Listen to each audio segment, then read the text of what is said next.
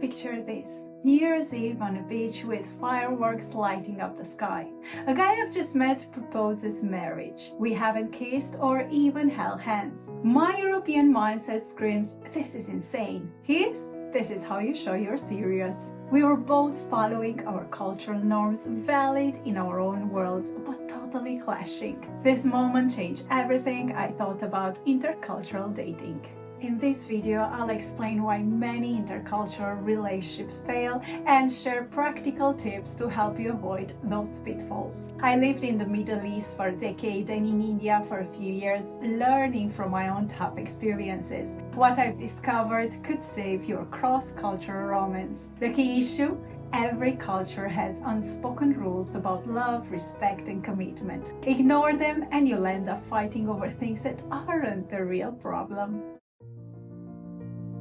Let's start with relationships, speed, a common clash. I was in the Middle East when a colleague introduced me to his Indian friend, a good-looking, successful, nice man. We went to a New Year's Eve beach party, danced, and had a great time. Then after midnight, during the fireworks, he proposes. No prior kisses or deep conversation. Then on our second date, he asked if he should call his mom to start making wedding plans. I was stunned and turned it down by not saying nor yes nor no, thinking it seemed too early and desperate. In the end, he married someone else a few months later. As a European, this fast proposal felt suspicious because as in European culture, we date casually, build slowly, and propose after years. But after many years living in Middle East and India, I realized it's normal there. Dating aims for marriage and a quick proposal signals true commitment. Arranged or semi-arranged marriages are common with families involved and decision can happen fast if it feels right. On the other hand, long dating might suggest you're not serious. After what I know now and living in the Middle Eastern and Indian culture for so many years,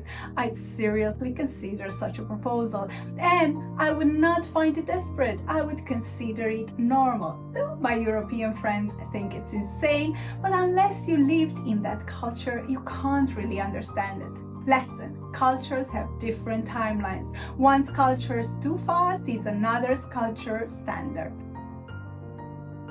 Next, family involvement, a big hurdle. In Arab Middle Eastern cultures, mothers often select brides, sometimes cousins promised years ago. Their family approval is very essential and going against it can cause major issues. Many years ago, I dated a guy who mentioned he'd marry his cousin when his mom decided. I was shocked by the statement and didn't take it seriously until he did marry his cousin when his mother called that it is time. My Western friends experienced the same, dating them but then marrying within family circles. It's shocking to Westerners where we choose our spouse independently, but their family harmony comes first. Of course, not everyone follows this, but it's widespread. Studies highlight how family pressure stains intercultural relationships. To navigate, discuss family roles early, ask if approval is required, and how involved are their families. Even in marriage, everyday habits like eating can cause friction.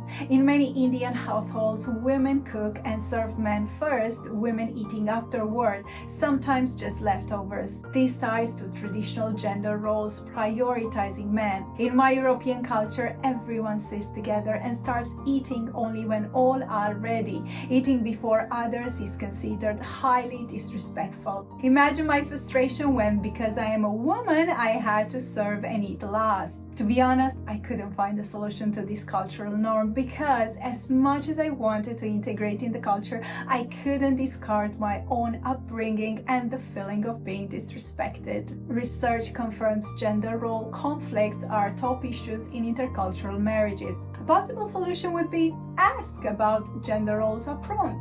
How are household duties divided in your culture? And negotiate. dating and money reveal more gaps. In Scandinavian countries like Sweden, Norway, and Finland, splitting bills is normal, reflecting equality and independence. It's not about being cheap, it's fairness. In my European region, a man paying shows chivalry, and splitting the bill most probably would end things, not due to materialism but cultural norms. Although women are independent in my culture, we still expect the man to be the provider in some form, like paying for the dates. Neither way is wrong, it's cultural. Study shows financial expectations vary and often cause tension. Handle it by clarifying early. Do you prefer splitting, taking turns, or one person covering?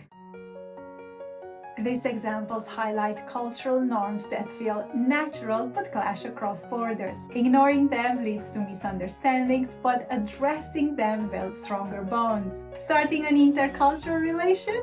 Don't assume! Research stresses open talks, humility, and mutual adjustment.